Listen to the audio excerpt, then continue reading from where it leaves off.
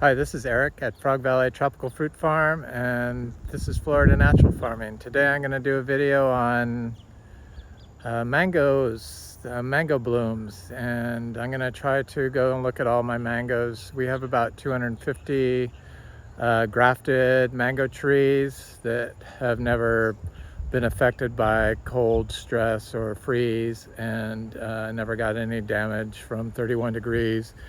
So I'm going to look at those trees. They're all grafted trees. They're all purchased from Zill's high performance plants as 3-gallon nursery grown trees. I love Zill's mangoes, and this is a buttercream mango, one of my favorite mangoes, and as you can see, it's like covered in bloom. A lot of our mangoes are covered in bloom. One of our buttercream mangoes produced 3 separate crops for us this year. Small crops, they're young trees. This is a 4-year-old tree this month, and we don't water anything. We grow naturally. We follow regenerative farm principles. We combine multiple regenerative farm modalities like permaculture, Indian zero budget natural farming, biodynamic farming, Korean natural farming, Japanese natural farming, and modify them for what I can do, and just take aspects of them and make it our own. And we focus on soil health here, so it's those regenerative farm modalities in combination with soil health. Basically, we follow one soil health principle, which is do not disturb, and combine animals. So we use miniature zebu cattle to provide probiotic and prebiotic inputs, and I do that every day year round. So the prebiotic is the hay, because we clean our barn, and then the probiotic is the manure in the hay. So that's the manure. There's grass growing in there, which is kind of surprising because I usually don't see that. Anyway, here we go. So I'm also going to talk about plants, mitochondria and genotypes and phenotypes and epigenetic. So genotype is the genes that are in a plant. The phenotype is the way those genes are expressed, and the epigenetic is when the environment dictates how the phenotype is expressed. So it's a lifestyle choice for your plants, and it's there's no other mangoes around here. We do have some black sapote fruit still. They don't look ripe, ready to pick yet. So. But it is a lifestyle choice we make for our own health, to improve our own health, and it's not a pharmaceutical approach to human health. And just as a chemical approach to farming is not a healthy approach, it's a lifestyle choice. So you can choose to be organic, or you can choose to be non-organic, and one pollutes and one damages mitochondrial DNA in plants and in humans when you consume the food, because that's toxins. You're eating pesticides, antibiotics, and everything else. Antibiotics are pesticides. So when you feed them to your plant, it affects the mitochondrial DNA, the mitochondria in your plant, which is how energy is synthesized for all plant metabolism and human metabolism. I didn't even know that plants had mitochondrial DNA. Oops. But there's so much you have to learn, and in my last video I just really didn't go over things clearly.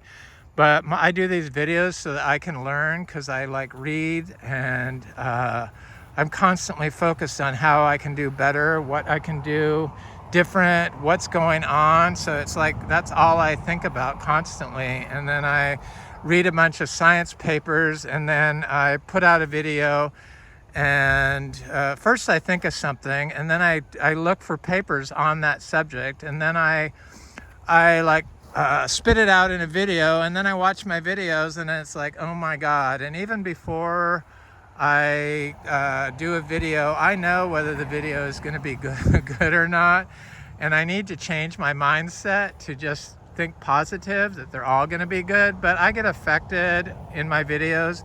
This is an orange sherbet mango that's just now starting to push. And as you can see, we don't have fungal issues on our mangoes. No powdery mildew, no anthracnose that I can see. And I'm sure the fruit is going to have some anthracnose on it, but I've found that anthracnose actually is improves the flavor, which makes sense because it's something more in the fruit. It's kind of bizarre to think that way, but that's what I've noticed. Anyway, this is a Super Julie mango, and it's pushing. And it's amazing. We don't even have to water these things.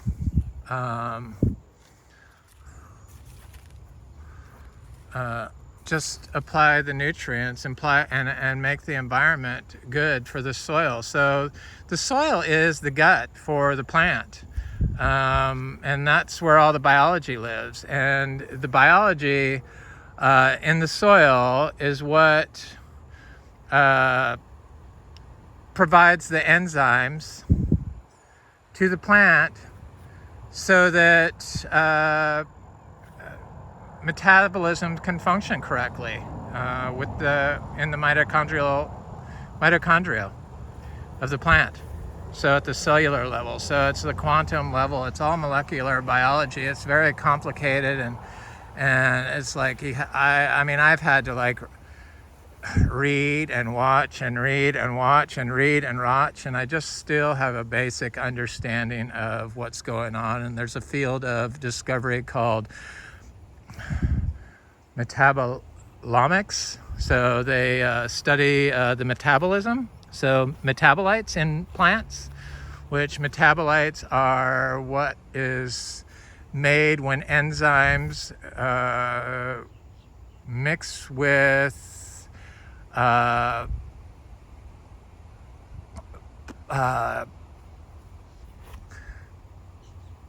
phytochemicals in plants to get plant processes, break down nutrients, provide nutrients for plant health. And it starts with glycolysis, the Krebs cycle, in the mitochondria of the plant.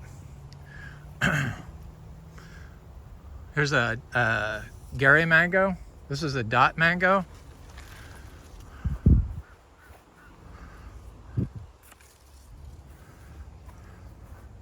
That's a guava seedling. It's looking very nice here. It's warm today. I notice my videos suck when when I'm cold or when I'm stressed for time, like I was on the last video. I had to go somewhere at 9, so I wanted to get a video out, and I thought about not doing a video, but I decided to do it anyway, just so I can learn off that video and see how it affected the video. People like the video, but I've noticed that I didn't really explain stuff clearly, and there was a lot of stuff I wanted to add that I just didn't get in the video. So that's why I'm doing this video kind of as a follow-up to it while I show the mangoes. And these bananas are looking good. It's I don't want this banana leaning on this longan tree. This longan tree. It's a small rack because I took a bunch of pups off that banana. That's why the rocks are small. They cause banana racks to be small in ice cream bananas. This is a Florigon mango. One of my Florigons is pushing, and it's one that's in full shade. This one's starting to push, I see.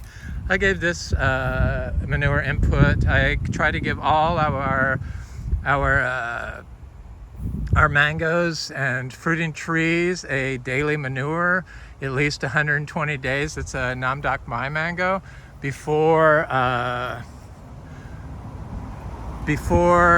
120 days, because you have to, if you use fresh manure, you have to apply, or you have to wait 120 days before you can pick and harvest the fruit for sale for human consumption. Even though I would eat it if I applied manure one day. I'd eat the fruit that day or the next day or the day after it. I don't wait for myself. It's a management issue, which they don't look at, just as management is a key driver of your plant's ability to express its genes correctly and handle abiotic and biotic stress. It's a management issue. When you mow the orchard floor, it's a choice you make. It's a management issue when you decide to use chemicals to grow food. Those chemicals get uptaken in the plant. They hinder metabolic processes in the mitochondrial DNA. They cause plant disease. And it's all discovered, and I found that you can transfer all these studies, because the plant studies are a lot further behind than the human studies, because they care more about human health. So the quantum biological studies that they've been doing can apply to plants, which is a fascinating aspect. So I watched this YouTube, I'll do a link to it, on how to improve your mitochondrial health. And one of them was sleep, and then one of them was remove toxins. Toxins are plant pollutants from chemicals. Pesticides are antibiotics, so remove pollutants. Air is a pollutant, and then there's ways to improve the mitochondrial health of your body by, they're saying, cold stress, and you know, a little bit of stress creates a immune response. And that's what I've found in these fruit trees, that you need a little bit of fungi, bad fungi like you see here, that's not bothering the tree, to elicit a plant beneficial response for the plant's health. And if you apply a fungicide on that, then that's a plant toxin, a soil toxin, a biological toxin that's limiting your plant's mitochondrial redox ability. So your plant's ability to reduce nutrients and into a plant beneficial compounds that is good for its metabolism. So you want all this biology. So you want the indigenous biology and the non-indigenous biology. So a lot of that non-indigenous biology is, hi Romy, I forgot you were there. How are you? Oh, my little boy is so cute. You are so cute. Oh, my little baby. So cute. He's a year old now. Yes, he is. He's so cute and so good. So a lot of the plant beneficial biology, the imported, the non-indigenous biology comes from the manure we apply. And I found that the zebu manure is superior to compost that I could make. You can grow seeds directly in the zebu manure once it's dried and you rehydrate it in water. The tropical fruit seeds grow just as well. I did a video on it once. And you just rehydrate it, and but applying it fresh daily year round is the most natural way to do it, and it's where you get all the biology in the fresh manure, and it has a higher concentration of potassium. I forgot to look at these mangoes. See, getting sidetracked. So there's a Floragon mango here. That was a Kezar mango I was looking at over here. Kezar was my favorite mango this past year. It was very close, but I have 2 Kezar trees, and that fruit on that tree was superior. So not all the types, if the same variety of mango grown in a different spot, grown the exact same way, can have a completely different flavor than the exact same variety. And why we don't look at location to location here in tropical fruit trees is kind of bizarre to me. Terroir is a big thing in wine, and they know regions can produce better quality fruit. Indian River County, which is where this is, historically was the premier world-renowned region to grow grapefruit. We have a high calcium content in our soil, which makes the fruit extra sweet, has the perfect environment year-round, and plentiful water. I really don't understand why people have to apply water. I read this. So this tree has never produced fruit, and I finally gave it some manure. It's a cac, and cac is one of my favorite mangoes, and it has fruit on it, so that's a good thing. We're gonna have cac fruit. I have a couple of cac trees. I have a cac tree at our beach house. So location to location. So this tree could be growing here, and I could have a cac tree 10 feet away that doesn't grow as good, and it's because the location could be slightly different. It could have roots from this big tree there, which are providing instantaneous exudates and transferring health to the tree at that location, basically tapping into this tree's natural ability to grow and withstand abiotic stress. It's a very old tree, and this is a Inga spectabilis. I think this year we're going to have fruit on our Inga trees. I'm counting on it.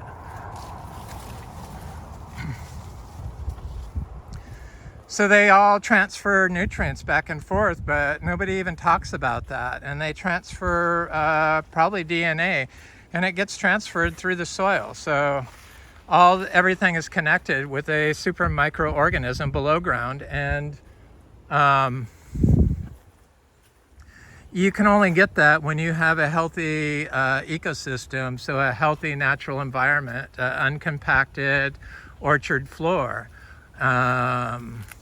It's very bizarre that they got everyone brainwashed to think that growing food using pollutants is beneficial for the plant, when in actuality it causes the mitochondrial DNA to stop functioning correctly and kills biological microbes in the soil and on the plant that are needed to make enzymes so that the metabolic processes, the redox potential of the plant can happen. So if it's not getting the enzymes from the microbes, then it can't process the nutrients or produce phytochemicals that are needed to encourage this plant's ability to fight abiotic stress and produce fruit. So the hormones get disrupted. Everything gets disrupted if the mitochondrial DNA is disrupted with pollution. This is a sugarloaf mango, a seed-grown tree, and it's starting to push, and I'm just curious to see if this is the year it fruits. I think it's 5 years old. So I have a few sugarloaf mangoes. We have a couple hundred of mangoes that are seed grown. I don't really go over them that much because most of them are tiny. That just happened to be one of the first ones because I love sugarloaf mango.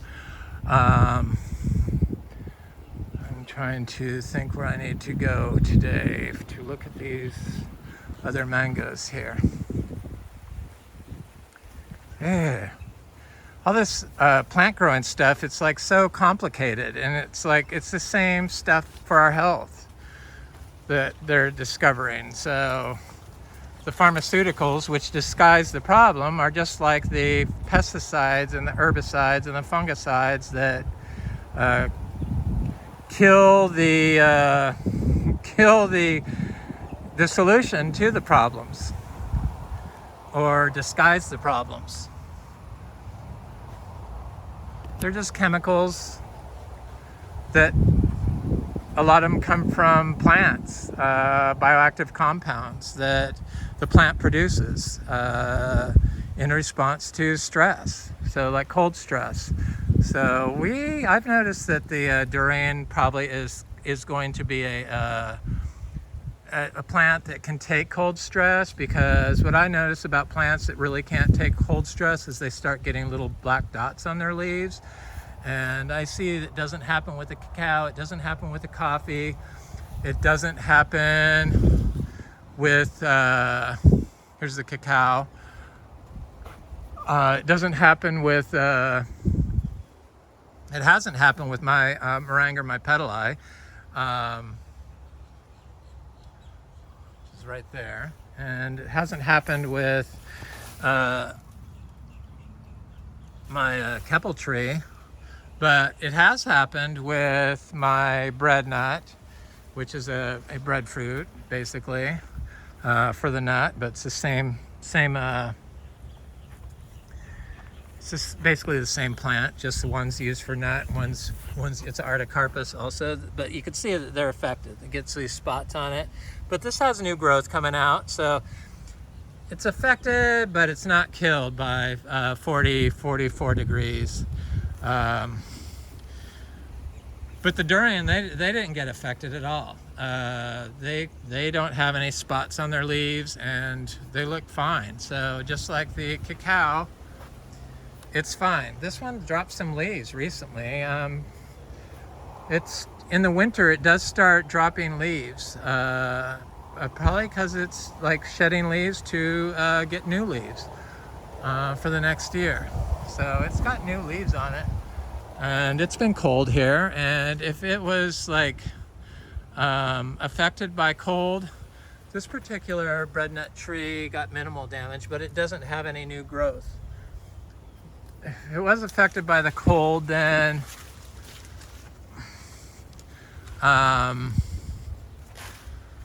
it would have spots all over its leaves, and it doesn't.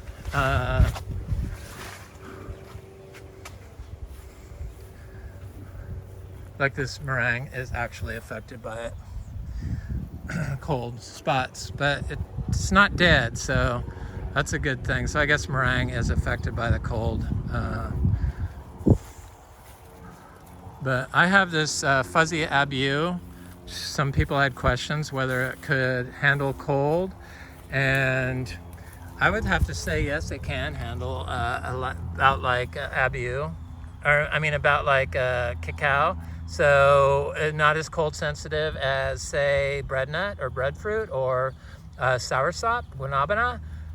This one got beaten and eaten by a rabbit, so, but it doesn't have any spots on its leaves, and it's in a unsheltered location. So I know that fuzzy abiu can take cold. So I'm totally into puputarias, you know, the egg fruits, lucumas, not lucuma, but I like, just bought some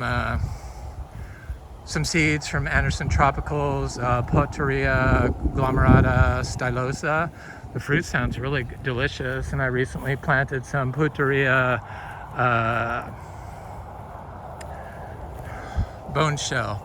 I wish we had the Latin name for those. There is a name, not a Latin name, but there is there's no Latin name for the bone shell because it's an indigenous crop, but they don't include the indigenous name like they did with the stylosa in some of the studies I looked at.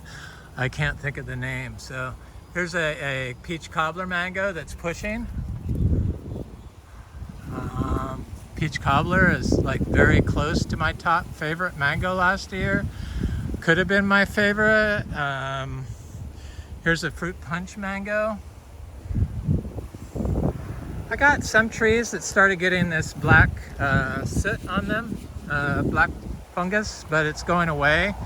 That's the whole thing. You don't want to spray with fungicides because you're going to kill the plant's natural defense mechanisms, the plant's natural ability to elicit a immune defense, because you're affecting the mitochondrial DNA's ability to function normally. You're changing the plant's natural ability to function like a tree naturally. Epigenetic management, or management, your management choice, just like your lifestyle choice. It's your plant's lifestyle. We're taking charge of it. We don't put nature into the equation with any of our agricultural processes. And it seems like the most progressive people think that it's a nutrient deficiency on plants, so they add like rock dust, or they buy supplements from like John Kempf and stuff, who does tissue analysis and says you're short in this nutrient or this nutrient or that nutrient, when in actuality they should actually be testing for the metabolites. So metabolomics should come into the effect. So they should do tissue culture on that to see what metabolites are in the leaf tissue, to see, and then do lifestyle changes to the plant. In other words, probably your soil's compacted if you're like mowing the lawn, or if you've been applying fertilizers, then your metabolites are going to be affected because you've affected the mitochondrial DNA of your plant. So it can't function normally. It can't make the metabolites needed to break down, or to signal. The plant's ability to signal responses is affected. It's so complicated. I mean, it's so easy what you need to know. Really, all you need to know is to stay off the system. So these are mangoes that froze. I don't include these in my mangoes that I say are my grafted trees. I had about 25 that did freeze. This was a highly compacted area that's finally getting fixed. And the way I fixed it was burying BD 500 horn, applying my daily inputs, and planting lots of bananas. So planting more diversity. Bananas can fix a system, and I was thinking that it's my bananas that were superior to other people's bananas, but I believe the epigenetics is in the soil. So the soil has a memory that's influenced by lifestyle choices I make for it, meaning stay off of it, applying lactobacillus, applying prebiotics with probiotics, keeping it covered with living roots, and having a lot of diversity in the soil. So I'm going to go down the driveway, and I'm going to head to the back and look at more mangoes. It's really amazing to think that all this modern health remedies, new age health remedies, holistic health remedies focused on, that are based on quantum biology, like red light therapy. It's like sun therapy, so plants need energy, and they have lots of new age therapies. Red light therapy, I try to do it twice a day. I found it works with me. So I have mangoes planted along here, and the neighbors did spray glyphosate. I was trying to see if there's a difference between this side and this side. Definitely this side is not as large as this side, and that's because it's disconnected by this. So a lifestyle choice. This is just like a mowed section between rows of citrus. So that's what happens. It turns into like a block of sandbag when you mow and drive on it, and nutrients can't move through it, so biology can't move through it. But I've done the exact same inputs on this side as I did on this side, and it's just disconnected from the greater microorganism below ground. And then they did spray glyphosate 2 years ago on the fence line, and then it went right into my property, and that's totally legal here in Florida. Unfortunately, I did kind of threaten them, and they stopped, thank God. They still do it to their property, but I noticed this mango tree and this mango tree, and that ginger obviously is smaller, but then I have, like, in between all these gingers, I have little achachiro trees planted. So these are starting to push. Last year they bloomed. I put about 20 biodynamic horns last year in the soil. You know, I buried them after they sprayed that I made here on the farm. Biodynamic horn is just a horn that I shove, a holistically grown cow that I shove cow manure in and then bury it for 6 months. But I found that I only need to bury it for like I bury it where I've been making compost for a while. But I found that you only need to do it for like a week or two and then dig it up and rebury it. Usually they take it out after I've had it in the ground for 6 months and then use it as a spray, which is great for building soil. But I found that it fixes compacted spots, and it's a probiotic for the soil that I just put into the soil. So this mango is I think Seagraves, triple sec. It's pushing, and this one's pushing, and I believe that is guava, and it's way up there. That's really big. And this is a honey kiss, or no, this is a sweet tart mango. So these trees along here really haven't started pushing as much, but they are. So these trees in here, you can see the ginger died in here where they sprayed, and that tree's been suffering ever since. In fact, we had one mango tree die out of all the trees we planted here, and it was right there. And it's from the glyphosate for sure. This tree is still affected by it. I did give all these trees a daily dose of manure, and you could just see the ginger isn't as healthy on this side as that side. It's just, I don't know what they did. I got to remove this pepper tree. I went over to my friend Frank's house, and he has a forest of pepper trees over there. He likes to chop them up, but I believe that the pepper trees can work a lot like pine trees when you get too many of them, and work against, so cause allelopathic compounds to prevent other trees from being able to grow. So I do remove pepper trees. They're just a maintenance nightmare for me. I got to pull that one up. I just pull them up when they're small. I'm not sure who that is. I have like Kezar in here. I have triple sec. This one's blooming, starting to. This one looks like it's pushing, and then I have like peach cobbler, and there's another Indian mango I can't think of the name of. I probably should have gone in there and looked at them from the other side. I'm not sure who that is, but I have tags on them on the other side. They're all kind of pushing or blooming. I don't see any of them that are, maybe this one's not, but I think it is. I'm probably just can't see it. This one is a dot mango. I have a couple of dot mangoes. I'm not sure which mango this is, and this one does not have a tag, but it is blooming right now. So yeah, I think that if you have any one tree, whether it be pine, oaks, or even fruit trees that are growing like naturally, that have like taken over a system, I believe that they can hinder a new biodiversity because they have such a strong fungal component in their soil that will signal for other invasive species to die off. And I believe that probably pepper trees have that ability. I'm not a big fan of pepper trees. A couple of them, yes, but a forest of them, no. Just, it's like Tithonia, same thing. Nothing grows in there. It's constant maintenance. That's why you don't see me with Tithonia. My first place, I planted it, and I learned that it's horrible.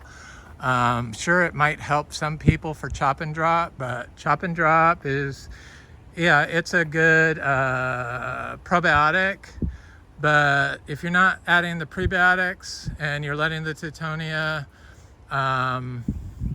or it's a prebiotic, and if you're not adding the probiotics, meaning the manure, a lot of people think that compost is better than manure. It's probably a probiotic, but could be a probiotic mix if it was like not broken down completely. So that's probably good, could be good, but how you make your compost, if it's off the ground, probably not the best thing, because that's like creating a probiotic that doesn't have the biology in it. Just like the using thermophilic compost. So if you're killing off a lot of bacteria because you're worried about E. coli, then you're not going to have a lot of the biology in there. You got to let you got to let the microorganisms in the soil balance it out. So you have to have a microbial homeostasis going on. Otherwise, I just don't think it's as good. It's just my opinion. Please don't hate me for saying that. That's what I've noticed. I do have mangoes that. So these were Namdok Mai, Floragon, Malika, Floragon, and none of these are blooming, except for the one that's in full shade. Go figure. This is a Floragon mango, and it's in pretty much full shade. It didn't used to be like this, but it is, and it's blooming. It's the only one out of all of these. The ones that are in full sun, you'd think that they would be blooming, or more sun. This one on the end has always produced the most fruit, and this was the one that was in the most shade. And I'm trying to see, is that a bloom up there? It looks like it's starting. Yeah, it is pushing. So this is a Namdok Mai.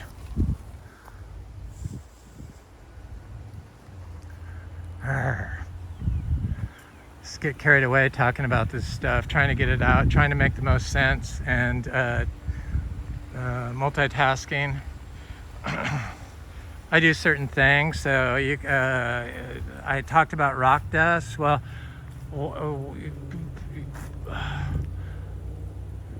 rock dust, if you don't have the biology to break it down, does zero good. And if plants are growing in your system, then all the nutrients you need are in there, but you need to add some biology, and you need to feed the biology and build the biology up in your soil.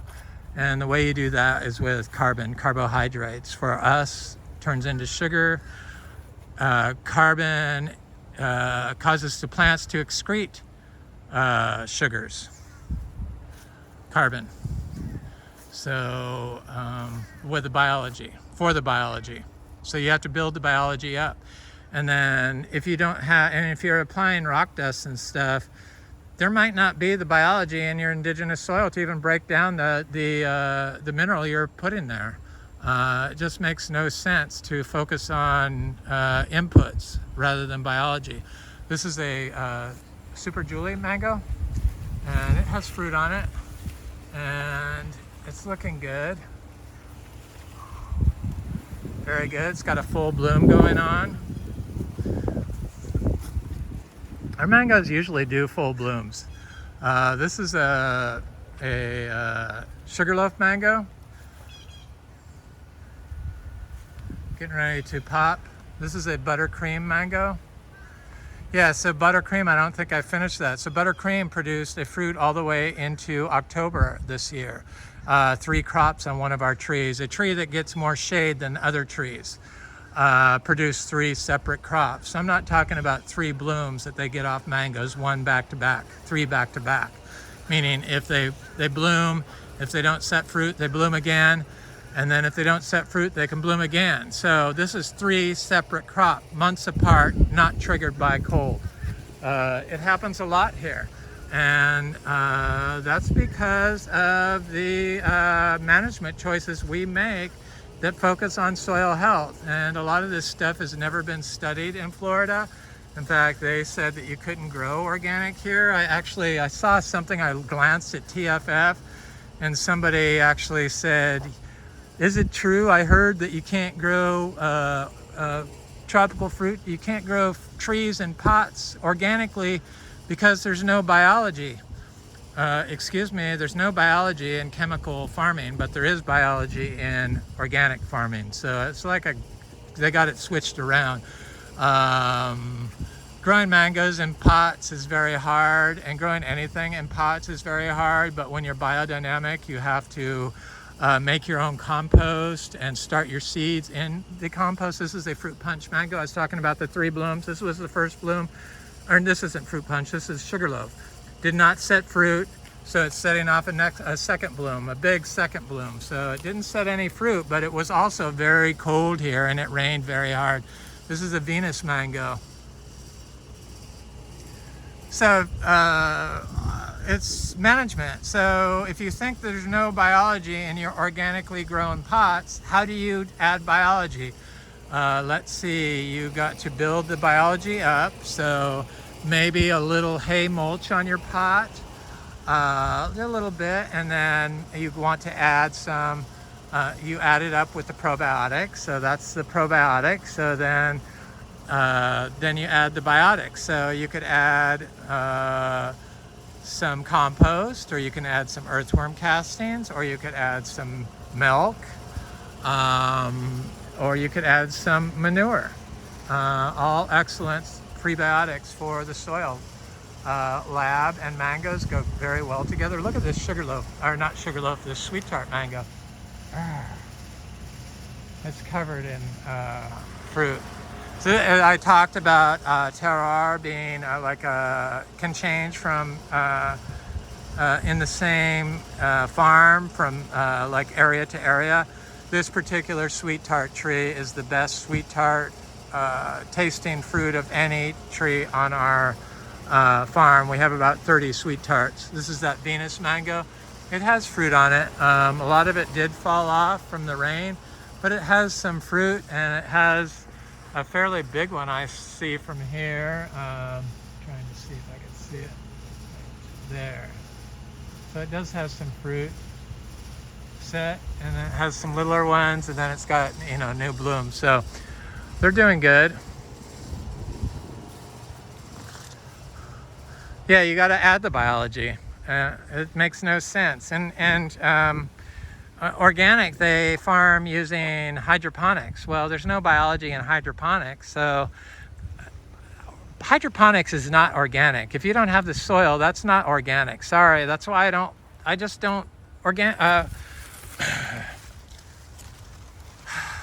USDA organic is so far off course. They allow for microplastic mulch, or plastic mulch, which is a synthetic material, and that as soon as you touch it to the soil, it transfers into the soil, and there's nanoparticles that, the longer it's on there, that go directly into the soil. They colonize the rhizosphere of the tree, and they prevent the uptake of nutrients in water, and they attract heavy metals, and the heavy metals go into the tree, and then you consume them in the food. I couldn't believe that I saw where a liter of water contains 250, bottled water contains 250,000 nanoparticles of plastic. So when you're watering your trees using water from a hose or from tubes, plastic tubes, you're putting plastic directly into your system also, which is one of the reasons why we do not use water. Plus, water in Florida is polluted. I hate to say it, but it is, from agricultural runoff into freshwater systems and into our aquifer. So I'm not sure what this tree is, but it's totally covered in bloom. This is a coconut cream mango that's just starting up. This coconut cream, the flowers crossed with a honey kiss mango. So my honey kiss mangoes tasted like coconut cream and honey kiss combined together.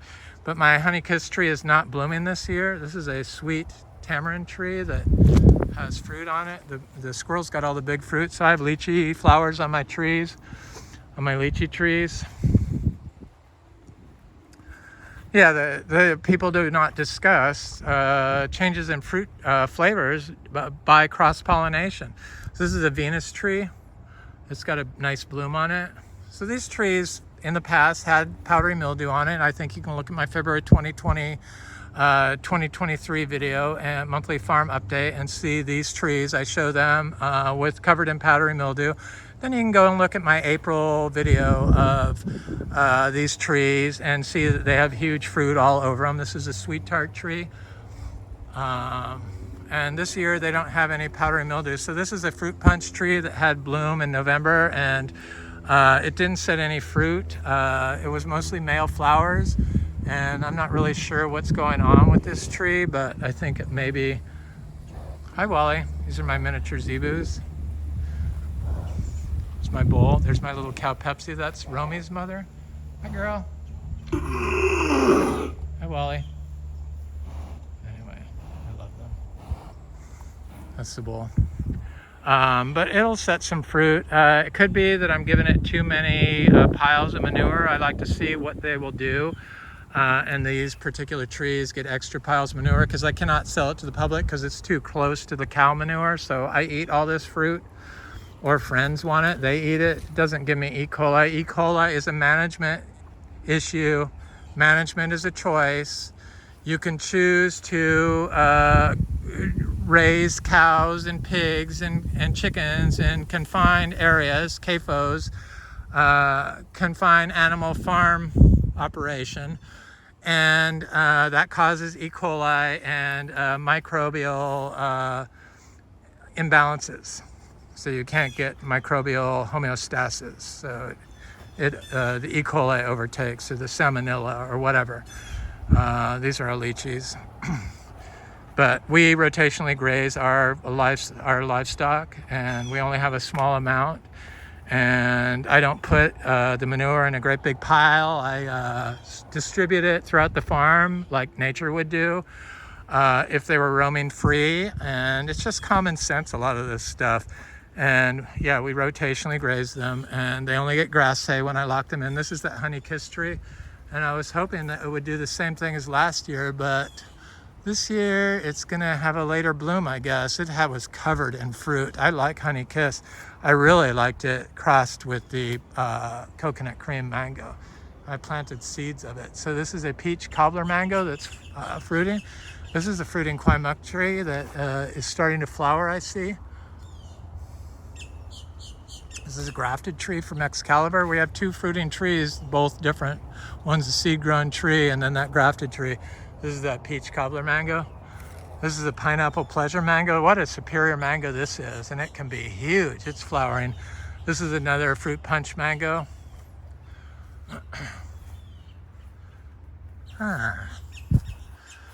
This is the backside of that Venus mango.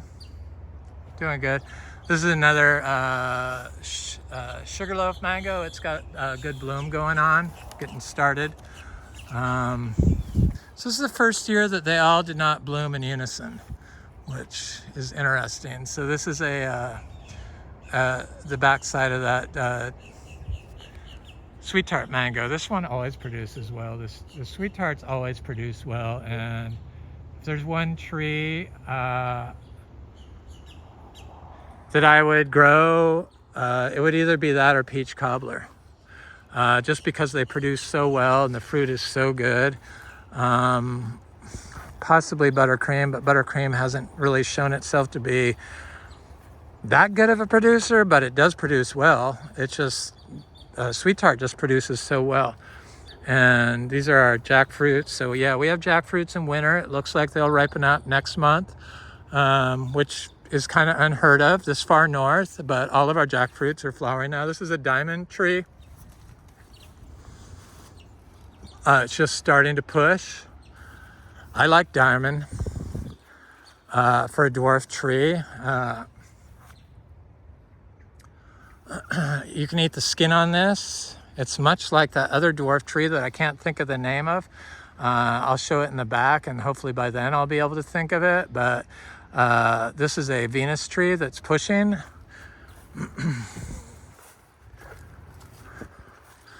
This is a M4 mango that has flowers on it. They're all doing a full bloom. I've noticed people's mangoes around here, they're not flowering. or they did flower and they don't have any fruit on them. The neighbors, one of them, there's a couple of mangoes over there. I'm not going to go over there. I'm going to go up this way. I want to go look at that. We got flowers on this Ingavera tree. This is our year for ice cream beans, I'm fairly certain. Ice cream beans, guanabana, and Rollinia have been elusive to us up to this point, but I'm fairly certain that this is their year. There's some more lychee trees. There's a santal tree. The male MB tree is starting to push. African mangosteen. This is a all summer tree. This is another, it's starting. This is a sugarloaf tree that's pushing well. This is a lychee trees. I don't see any blooms on them, but you know, they're starting. I could see this one starting. So I think maybe because some of our lychees are really getting big, even though they're all the same age, they're different sizes. That's because I've been giving the ones over there extra manure.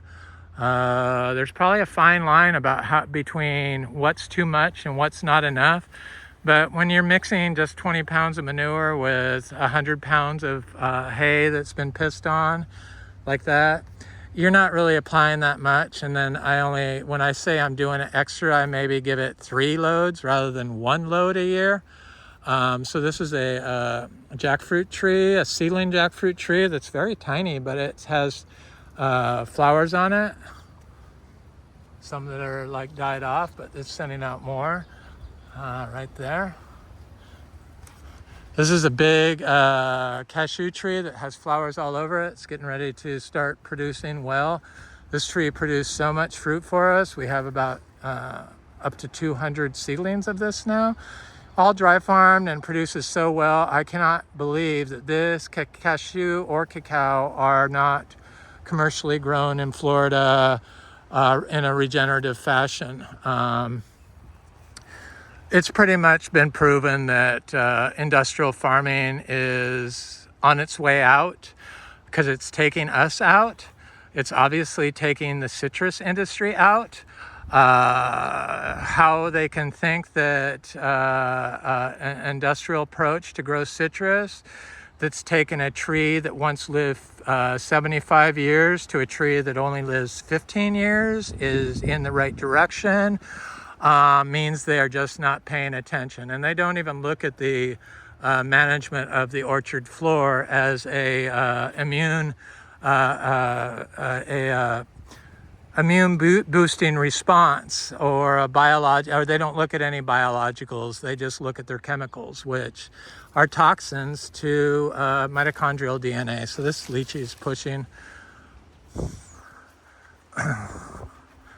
It just doesn't make any sense anymore. The information's out there. It's just a matter of time. But they're all their dogma. Their dogma that's destroying Florida. This is a sugarloaf mango that I did not give any manure to. I forgot. There's a few trees in here I forgot, and it's not pushing. My friend Frank's mango trees, none of them are pushing. But he doesn't. He has zebus, but he doesn't apply it every day. I think applying it every day and getting it on the mangoes is very important. We did apply compost because we were biodynamic. So I followed the biodynamic. We were a biodynamic farm. We aren't anymore.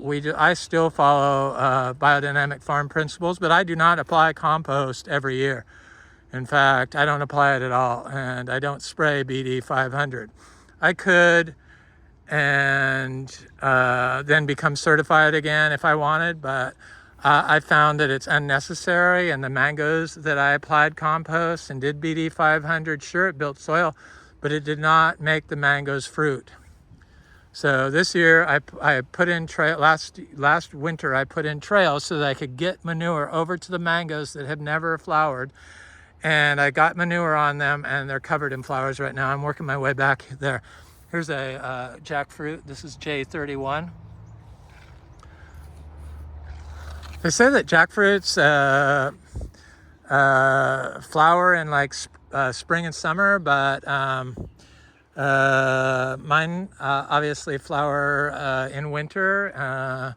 That's because we've changed our soil into a plant beneficial soil that promotes plant health and mitochondrial health. So I didn't put any manure on this mango. I'm just getting to these trees now. It's not flowering. I didn't put any manure on that mango. It's not flowering. I didn't put any manure on that mango, and it's not flowering. I don't know why I forgot. This is like the worst area. As you can see, this is how I read the orchard floor.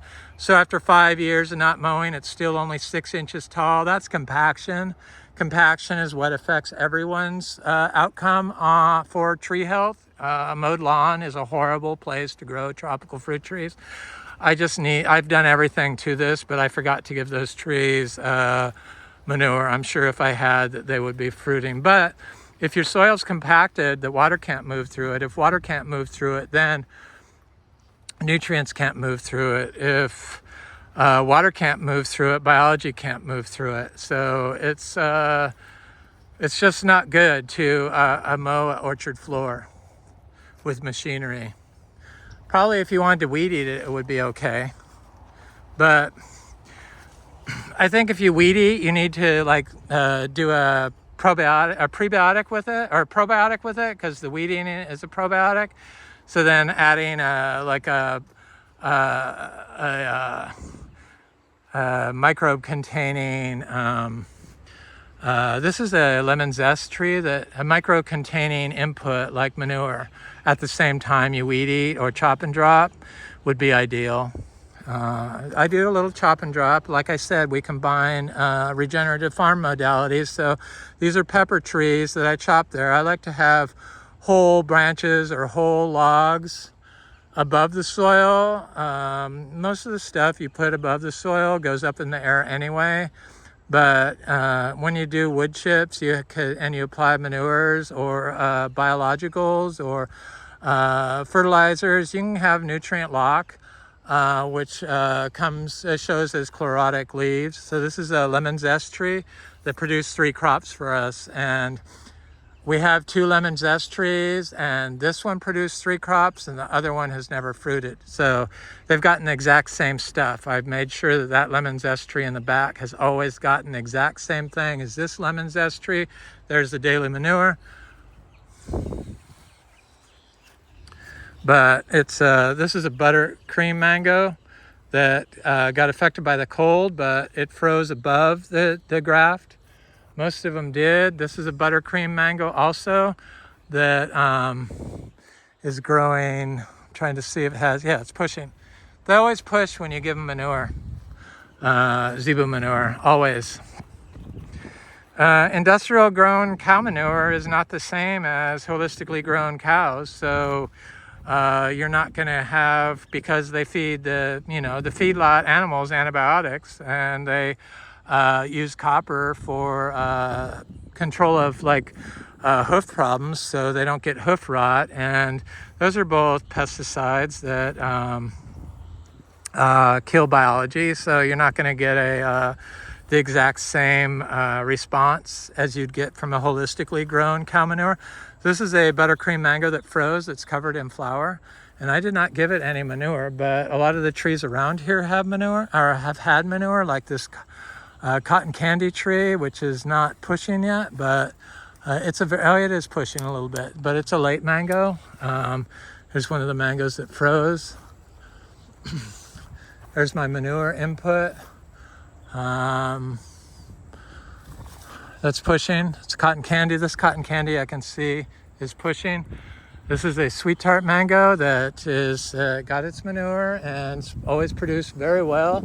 And actually this sweet tart crossed with this buttercream, and the buttercream fruit had notes of sweet tart in the fruit. So I know that it crossed with this sweet tart tree. It was very amazing. It's starting to push. It's going to bloom. So this is the buttercream tree that actually produced fruit all the way up until October. So we got a crop in like April, then we got a crop in June, And then we got a crop in October, the last one. One tiny little tree. And this is right next to a tree. So it was protected from sun half the day and produced 3 crops. And then it flowered the month later. So it's got these flowers on it. And then it's got new ones starting out. And I'm sure the shade, having more shade, did it. Because it was so hot last year. If it was in full sun, the heat of the sun, it probably would have been too much sun for it, too much heat. So it would have been constantly battling its tissue to repair heat stress. But because it was shaded by this tree, it didn't. I almost took that tree out, and I was so glad I didn't. I'm going to take the branches out so they don't grow into the tree. But they seem to grow just fine with other trees. They don't compete. That's a fallacy.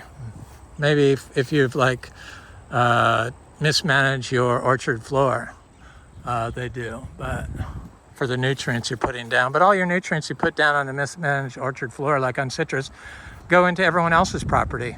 So they go into our waterways. That's a sweet tart tree. This is a sweet tart tree. It's pushing. And we don't have to do it. The better way has been acknowledged, and the proof is out there. So there's no argument to even be had whether industrial is superior to quantum biological. These sweet tart, they're all sort of pushing. They all got manure. This is a sweet tart. It's pushing. It's a fruit punch tree. It's got flowers on it. There's a little jackfruit that's getting close to flowering size, but no flowers on it. That's like the only one that's of that size that is not flowering at the moment. Here's a fruit punch mango that's blooming. And then I do have lots of little seedlings and stuff that I planted. There's a little mango seedling, and then I have cashew seedlings in here. There's a fruit punch mango that's starting to flower. Here's a cashew seedling. Then I planted garcinias and bees and different stuff. I just planted. Here's a fruit punch mango that's pushing. Here's a fruit punch mango that... Is it pushing? Yeah, it's starting to push. Good. Fruit punch. I planted... it's doing a nice bloom. I planted a 90 black sapote seeds back here, direct sowed. That's a fruit punch. This is a fruit punch. It's got flowers on it. I can see flowers. This is a Valkyrie. Valkyrie is pretty good. I don't know if I could put it in my top 5, but it's definitely in my top 10, maybe 15, I guess. There's another Valkyrie. It's got the manure. Valkyrie. This has some pine issues and some cedar trees growing there, which if they get too aggressive can hinder the health of the tree, but these trees seem very healthy, so I'm not really worried about it. There's another Valkyrie tree. There's a little seedling mango. There's a little gem mango. Produced a lot of fruit last year. I like little gem. I put it on par with like Valkyrie. It's up there, but it's not in the top 5, definitely. Could be in the top 10, but probably not. There's too many good Indian mangoes and like Cac and Superior and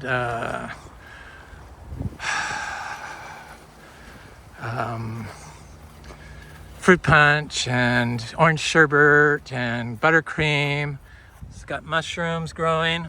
We focus on building fungal colonies in our soil. These look like the edible type.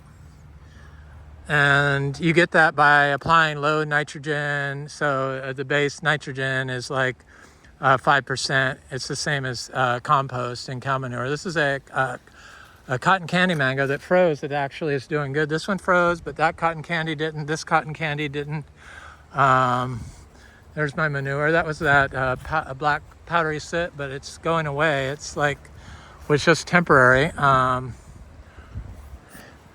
Here is it's pushing. That's a cotton candy mango. So this is ice cream mango. Ice cream mango is definitely in my top, possibly 5.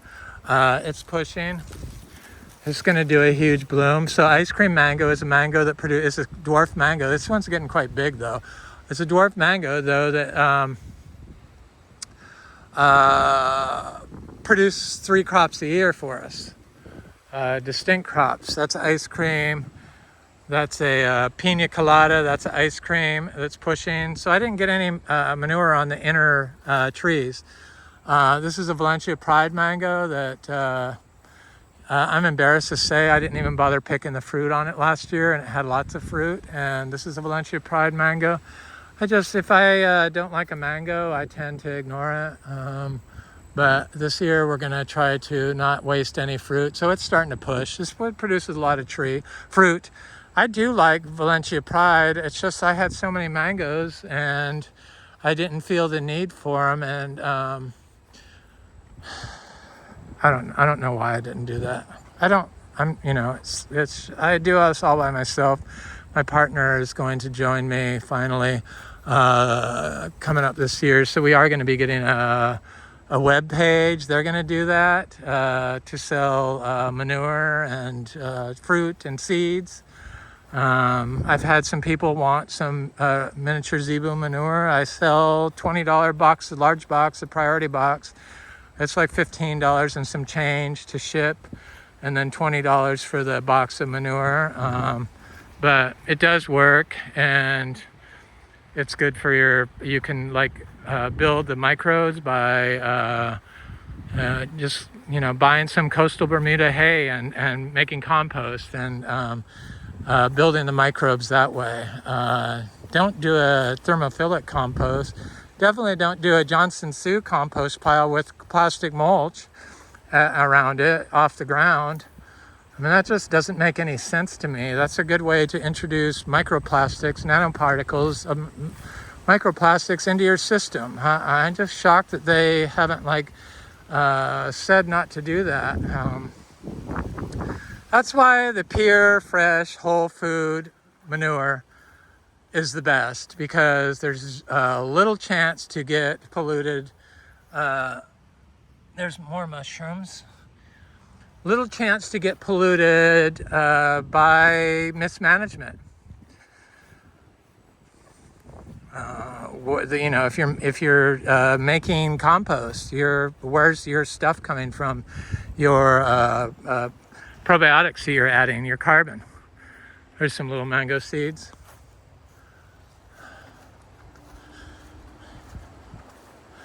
I see that mango that I said was better than, or not as good as Diamond. It's a dwarf mango. It's the one I can't believe I can't think of the name. Hopefully the tag is on it. This mango froze, that mango froze. I planted a lot of seedlings in here. Hopefully they're coming up. Sometimes you have to keep throwing seeds at a system, and we're a seed source for all these tropical fruit trees now, since we produce so much fruit here. Thanks to our miniature zebu. This is it. Yes, it has the tag on it still. And I'm gonna say, why couldn't I remember that? So it's starting to bloom. And it's called Pickering. That's it. I like Diamond better than Pickering because you can eat the skin on Diamond, and it has about the same quality fruit. I like Diamond a lot, and Diamond produced 3 crops for us, so Pickering's never done that. So that instantly, this is Juicy Peach, and this tree had never flowered for us, and it's flowering now, and just starting, and it had flowers earlier, but it didn't set any fruit, but it's giving me another bloom, a second bloom. So I'm excited about that, but it has flowers started all over it. And Juicy Peach is supposed to be a really good mango. I only have 1 tree of that. I think there might be a Juicy Peach up in the front, one of the trees that I wasn't sure what it is. This is a fruit punch mango. Excellent, covered in fruit. This one had never flowered. Well, it had a tiny little flower last year, never set fruit.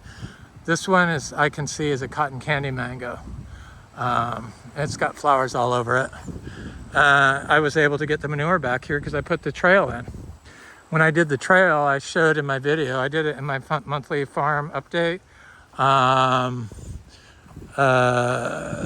When I made the trail through this and all that soil aggregation. So if you're not getting soil aggregation in your farm system, you probably need to start adding more probiotics, clean, fresh manure, cow manure, low nitrogen manure, holistically grown. This one is blooming. I'm not sure that is cold damage, but it seems to be healing from it. Yeah. I really should have more trees back here, but I'm trying to do all seed grown trees, and they take a while. I'm just gonna show you what the soil looks like here, just so you can see how nice it is. Look at that. This was white sand. Compacted white sand because it was a horse pasture. And now it's black, loamy, sticky, deep soil, all aggregated. I kind of like was at my friend Frank's and saying, you don't have soil aggregation going on. And he did biodynamic preps and sprayed them, and I went out there and he had soil aggregation, but it's been 2 years. He didn't follow up the next year, and he hasn't been applying manure daily, not enough. And I'm like, you need to I am honest. It's not like I'm picking on him. I'm just trying to steer him, because what I can tell happens here. And this is a peach cobbler tree that produced so much fruit last year. Oh, there is a little tree growing under it. Good. I got all the seeds from it because, of course, the raccoons or somebody came in, and the squirrel, that's what it was. It's starting to push. It got my, this is a fruit punch mango that's pushing. This is a sweet tart tree that's starting to push. It's produced a lot of fruit for us. Little cashew seedlings, they're popping up. Here's a lemon zest tree that's covered in flower.